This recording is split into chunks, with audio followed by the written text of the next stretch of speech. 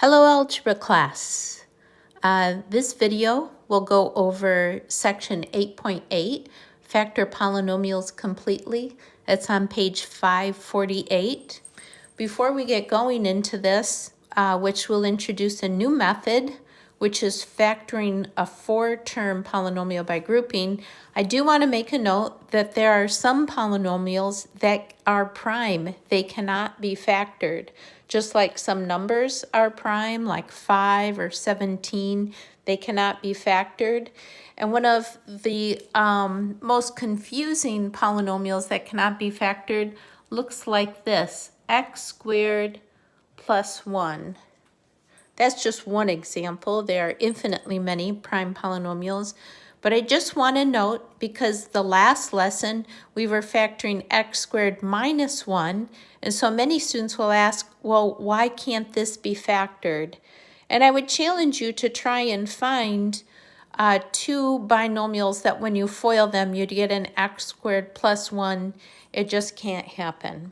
So that's a little note that's in your book on page 549. I wanted to make a note of it there. Okay, so our new method is for polynomials of four terms. We're going to factor by grouping. Here's our first example. And you might say, Mrs. Rivard is off her rocker. This is not four terms. No, it isn't, but this is going to introduce it. I'd like you to take a look at this expression as a binomial. Here's one term, and here's another term. Remember that terms are things that are separated by either a plus or a minus. So if we looked at this binomial, and if we wanted to factor out a greatest common factor, you can see that both terms include this expression, x plus 4 and x plus 4. So there is a way that we could factor this binomial, and it looks like this. We pull out or divide out the greatest common factor, which is x plus 4. When we divide this term by x plus 4, we pull this out. What is left? What's left is 2x. Then we have a minus. And then we've divided it out of here. What's left is 3. So it's a little bit different technique. We haven't done this before. Let's just FOIL this to make sure that we get what we have up here. So x times 2x, that would be our first. That would be 2x squared. The outer would be minus 3x, inner plus 8x, and the last would be minus 12. Let's simplify that to 2x squared plus 5x minus 12. If we were to multiply this through, we would just do the distributive property because there's no foiling. I hope you understand why we wouldn't FOIL all of this together, because it's a minus here. But we have a monomial in front of the binomial, so that's the distributive property, and we would get 2x times x is 2x squared plus 8x. Now we have a negative 3 times x and a negative 3 times the 4. And I hope you can see that we would get the same trinomial. So this is equal to this. Why is this factored? Because we have a term multiplied by a term. Those are factors. Things that are multiplied are factors. This is not factored because we have this minus between the two terms. All right, so this might be confusing, but it's just going to lead us into factoring by grouping. So here's example 2. We've got 4 terms. So whenever you look at a 4-term polynomial and you're asked to factor it, this is what you want to do. These will almost always be set up for you. What do I mean by that? You look at the first 2 terms and you factor out the greatest common factor of these 2 terms. So that would be x squared. And if I factored out x squared, I would have an x plus 3. And then if I looked at the second two terms and factored out the greatest common factor, which would be 5. So here's the plus, 5x plus 3. And then if you notice, this is similar to the setup here. We have two terms, and they have a common factor. The common factor is the x plus 3. So how we factor that is we pull that common factor out front, x plus 3, and then parentheses write what's left, x squared plus 5. And that is done. That's our factorization. If you wanted to, you could FOIL this, x cubed, outer, sorry, let's do, it's not gonna go quite in order, 3x squared, outer is 5x, last is 15. So it takes doing a couple of these before you get fully comfortable with it.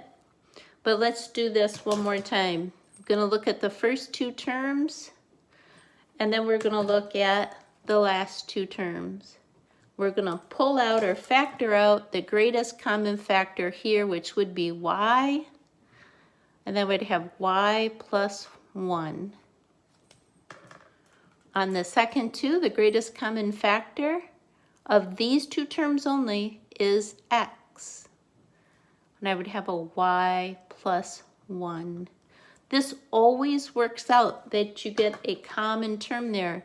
If it doesn't, then this 4-term polynomial can't be factored. You must get something that's alike. Do you see how this is alike in the parentheses? Okay, so then how do we go from this step to the last step?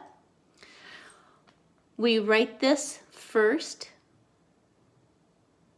the term that they have in common, and then we write what's left of the first term. If we've pulled this out, the y plus 1, we just have y left, and here we would have the x left. Some students see it easier to pull out the y plus x first and then write the y plus 1. Of course, you know that we could switch these. Multiplication is commutative, so it does not matter. All right. There is a guided practice on page 549. I would like you to pause the video right now and do them.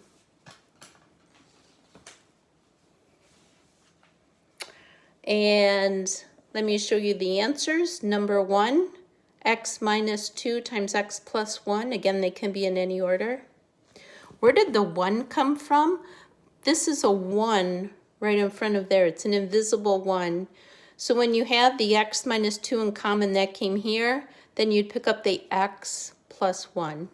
Kind of tricky. Number 2, a plus 3 and a squared plus 1. Remember, that cannot be factored any further. And number 3 factors down into y plus 2 and y plus x. If you struggled with any of those, you might want to go back to the beginning of the video and watch it one more time and try those. All right, there are guidelines on how to factor polynomials completely. They're on the bottom of page 549. I'm not going to write them out here, but I am going to go over them. The very first step that you want to do is to see if there's a greatest common monomial factor first. Then, if there are only two terms, look for a difference of 2 squares. If you have a trinomial, then we've been factoring those. That's how we learned what we learned in the very beginning. It could be a perfect square trinomial, or we could do our what two numbers, multiply to c and add up to b. And then if you have 4 terms, you're going to factor by grouping. So do write those out in your notes. If you need to stop for a minute and write them out, go ahead, pause the video. Okay, so for example 4, the directions are factor completely. We just have a hodgepodge of different polynomials here. This is a trinomial, so our trinomial factoring goes like this. We look at our signs, they're both the same, they're both plus. Two numbers that multiply to 1 and add up to 2. And this could also be written, since a perfect square, as this. That's pretty straightforward. All right, I see this x cubed and I'm like, okay, we haven't done x cubed yet. Then I remember step number 1, do we have a greatest common factor? And it looks like that would be 4x. So let's factor out the 4x first. Then we would have remaining x squared minus 11x plus 4, I've got to do that, my brain's not working. 96 divided by 4, 24.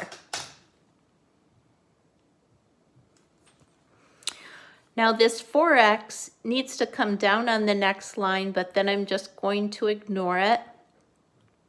I look at this trinomial. The last sign is a positive. This tells me both signs are positive. I'm going to have x, and then ask myself which two numbers multiply to 24, yet add up to 11. That would be 8 and 3. And that's our full factorization. The last term, again, don't forget the greatest common factor, which looks like it would be 2h squared. When I divide this by 2h squared, I get 25h squared and then minus 1. When I look at what's remaining, I see this is a binomial. There's a subtraction between the two terms. Both terms are perfect squares, so I know that this is going to factor. This is the difference of two squares. I'm running out of room here. One's going to be a plus, one's going to be a minus. The square root of the first term is 5h, and the square root of the last term is 1. Square root of 1 is 1. All right, on page 550, it says, for example, 4, it's in the middle of the page, there's a guided practice. Please pause the video and try those right now.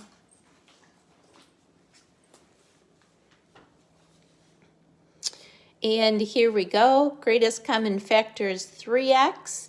Then you're left with x squared minus 4, which is the difference of two squares, x plus 2x minus 2. Right here we have a greatest common factor of 2y. And then we're left with y squared minus 6y plus 9. 2y, 9, yep. So that would be y minus 3 times y minus 3, or y minus 3 squared. Alrighty. Here a trinomial, but notice you have an m in each term, so we can factor out the m. M squared minus 2m minus 8, two numbers that multiply to 8 but have a difference of 2. This tells us our signs are different, and we want them to add up to a negative 2, so we go negative 4 and positive 2. I've seen a lot of you do very good work with those trinomial factoring. If you have any questions as you're going through these, you can request either ask a question on the classroom stream or request a time and we can have a Zoom meeting. I think I figured it out, so I can Zoom meeting you. All right. Last example 5 is solving a polynomial. So some of you struggled with the homework quiz between what's the difference between factoring and solving. Remember, solving, you got to take the extra step. You have to set each factor equal to 0. All right. So the same rules apply when we're solving. We want to set the whole polynomial equal to 0, and you want to have the terms in descending order. So we got 3x cubed plus 18x squared plus 24x is equal to 0.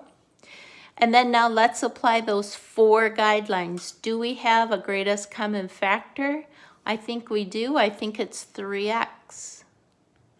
So we'd be left with x squared plus 6x plus 8 is equal to 0. And then now let's factor this trinomial. Both signs are going to be the same. They're both going to be pluses. We want 2 numbers that multiply to 8 and add up to 6. That's 4 and 2. All right, we have not done one exactly like this, but we're going to apply the zero product property. If this product is equal to 0, that means either 3x is equal to 0, or x plus 4 is equal to 0, or x plus 2 is equal to 0. Remember what we talked about in class? If we have a degree 3 polynomial, we will get 3 answers. So solve each of those. Divide by 3, 0 divided by 3 is 0. Subtract the 4, x equals a negative 4. Subtract 2, x equals negative 2.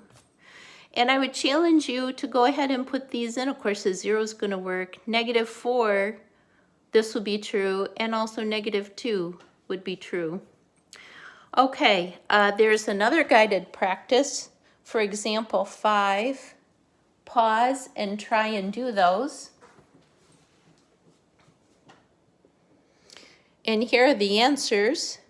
For number 7, w is equal to 0 or 4.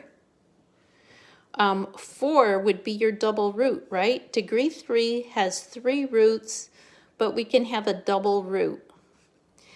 Number 8, the answers are 0 and plus 5 or minus 5. This is a shorthand way of writing plus or minus 5.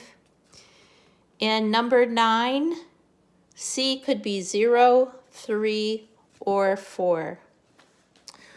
Alrighty, I hope that was clear for you. I will post the homework, of course, on your assignment. And here's a hint. One of them is a prime polynomial. And here's a treat. Here's my kitty. Say hi, Bolo.